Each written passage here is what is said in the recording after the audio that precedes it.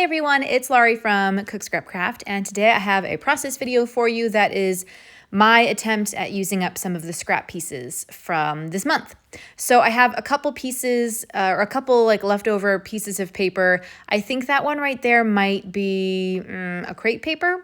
And then the one with the hexagons is Amy Tangerine, and I'm going to put these two pieces together to create one full 12 by 12 sheet of paper.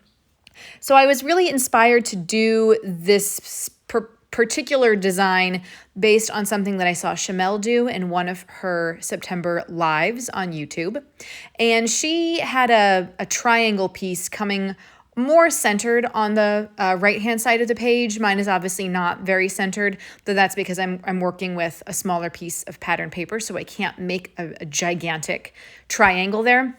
So mine is just coming down from the bottom, and it's basically just covering up that other piece that had already been cut out, that little strip there.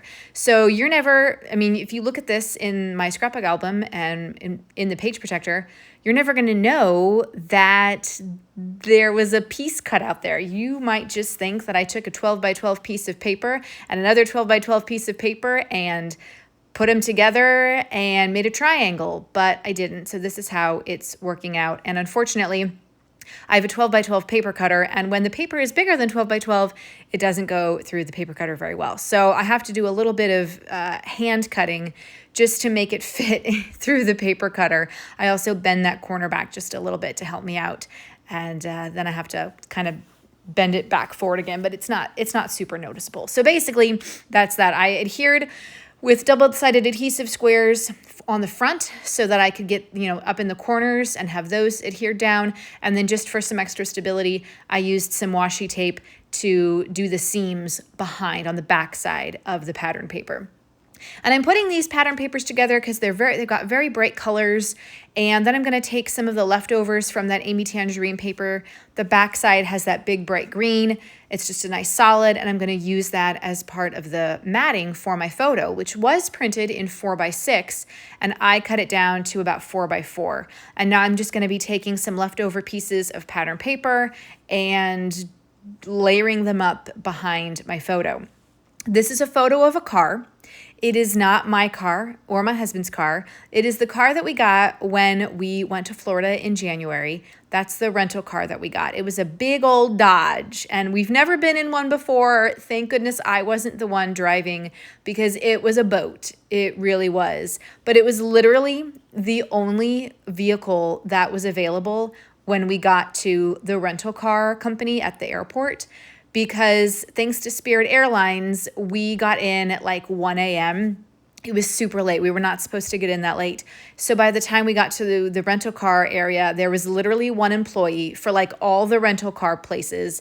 And he's like, oh, okay, let's find a car for you. And we went to every car, tried to open all of them. They were all locked. The only one that wasn't locked and had the keys ready was this Dodge, whatever it was, big old Dodge. And so that's what we got. And we were like, okay, whatever. Like at 1 a.m, we were going to take whatever. We were going to take a truck, like whatever you have, just get us. We just want to get to the hotel and go to sleep because we had a packed day the next day. Which was, we had a packed day that day. It was early Saturday morning that we got in. We were supposed to be getting in Friday night, and we had Saturday all day to spend at Epcot. And then the following day, we were flying back. So we really needed to get some sleep. So we were able to drive back to the hotel, and we slept for, 6 hours, I guess. And then we spent the day at Epcot on that Saturday. And I'll be doing more of those photos from that Disney trip very soon, so stay tuned. So like I said, I just layered up a bunch of the random pieces of paper that I have in my scraps bag for this month. And that's a great way to use up the scraps, is layering up behind photos. I think Shamel does it like all the time. So that's definitely where my inspiration to do it comes from. And you don't have to just do straight mats, where you mat the photo and then you mat the mat and then you mat the second mat Mine are all kind of haphazard. So I've got pieces that are longer strips. I've got pieces that are wider. Some of them aren't even full behind the photo. Like that green piece, it doesn't go all the way. I just used whatever part of it that I could. And so I just like the way that it kind of, I like the way that it looks all layered up and kind of crazy and fun. And then I'm taking that cut apart piece and I'm going to pop it up on foam dots so that I can give the page a little more dimension. It's from the Chamel Main Character Energy collection, and it said, does it say like snapshot or something? Yeah. And because obviously this is a snapshot of the photo of the car. So I'm going to use that as kind of like an accent piece and get my big layer of stuff down. I hope that this video is going to be inspiring for you, whether you have a full collection that you need to cut into or you're also working with scraps. If you are enjoying this video, please don't forget to hit the like button. Also, hit the subscribe button if you want to see more process videos. And why don't you go ahead and ring that notification bell so you don't miss out on other process videos, especially, spoiler alert, another one's coming up tomorrow. That's right. Tomorrow is the Off the Board with Pineapple Papers September Hop. So that should be fun. Now I'm doing my title using the Chamel Main Character Energy foam thickers that were part of my September haul. And just here's another spoiler alert. There's not going to be a haul for October because I still have so many pieces that I can use for scrapbooking. I'm not placing another order for October, so there's not gonna be a haul video, but I know that I owe you a layout share, so I think it's gonna be like a multi-month layout share, and that should be fun and probably really long, but I hope you stay tuned for that coming up next month. So I titled this Flo Rida because it's Florida, and then ride is, that was our ride, our car that we got in Florida. I hope that makes sense. Not like the rapper. I think his is Florida, but I put the E in ride because it was our ride and I wanted that to be kind of clear. And if you don't get it, no big deal either. Sometimes the titles make sense to the scrapbooker and they don't make sense to anyone else, and that's totally fine. It's kind of like a personalized license plate.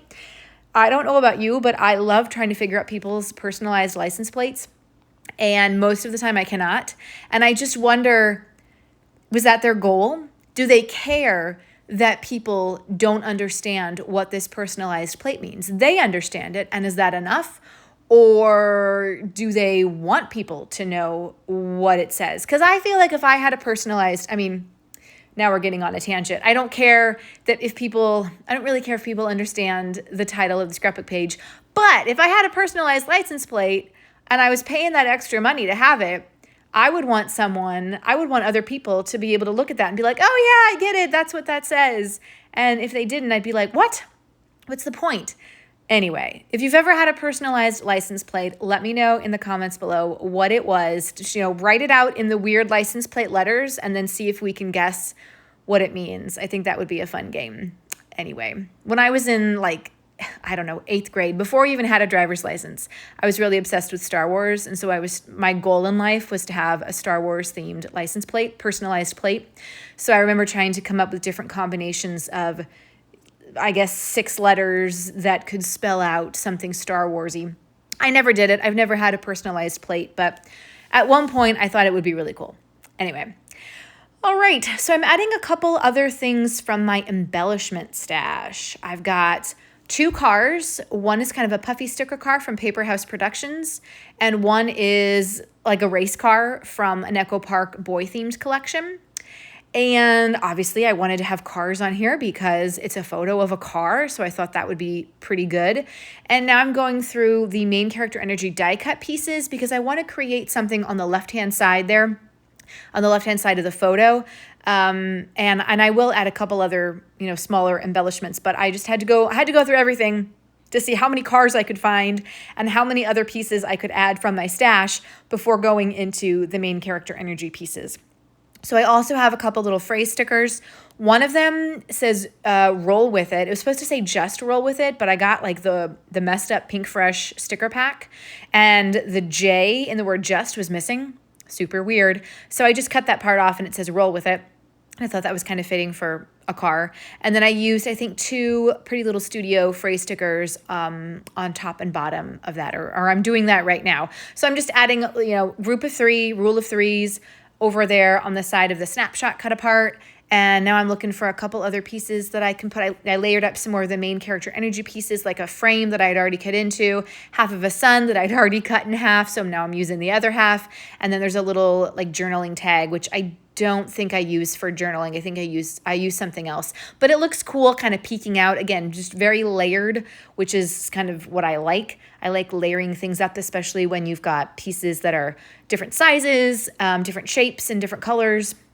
And what am I doing now? I just cut something else. Oh, so what I like to do with the embellishments, I layered them out first, and then I kind of went and just grabbed my double-sided adhesive squares, cut them in half, and then, very carefully tried to lift and put underneath so that I'm not moving the embellishments around so much.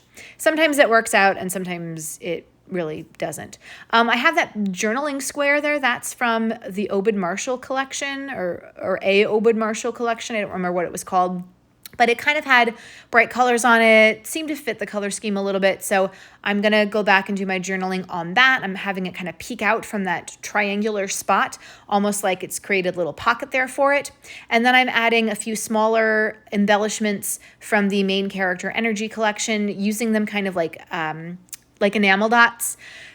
Some of them are gems, some of them are enamel shapes. Did I use the stickers on here? Or I'm thinking of another layout. I don't remember. But you're like, you're watching this as you're talking about it. Can't you just say that? And I'm like, well, I'm doing this on my phone and the screen is very small. And the voiceover recorder takes up half of the screen. So I can't really see what I'm doing as I'm talking about it. I can only try to remember as best I can. So here's where I'm doing the journaling. I'm writing it on first. I don't think I secured it down because I wanted to make sure I had enough room to get everything out. And then I think I secure it, or maybe I did it the opposite way. Probably I did it the way that you shouldn't do. But sometimes, if you know the rules, then you can break them. That's fine. So I get it all done. Telling the story is in a very small space. And now I'm going to add just a few more embellishments. Again, rule of 3s, adding a couple extra pieces at the top there. Because I'm kind of making a triangle with the embellishments where I have pieces by that journaling spot, then it kind of goes to the diagonal on the side of the photo, then it kind of goes down to the right diagonal with the cut apart spot. So lots of different ways to make visual triangles, to cut triangles out of paper or embellishment shaped triangles. This should really just be called like making triangles on a page, right? So there's your inspiration. The close-up photos are going to be coming up right now so you can see things in a little bit more detail. Again, I hope this was inspiring for you and that you say hello. Let me know that you're here in the comments below and that you definitely come back another day for more scrapbook process videos. Bye!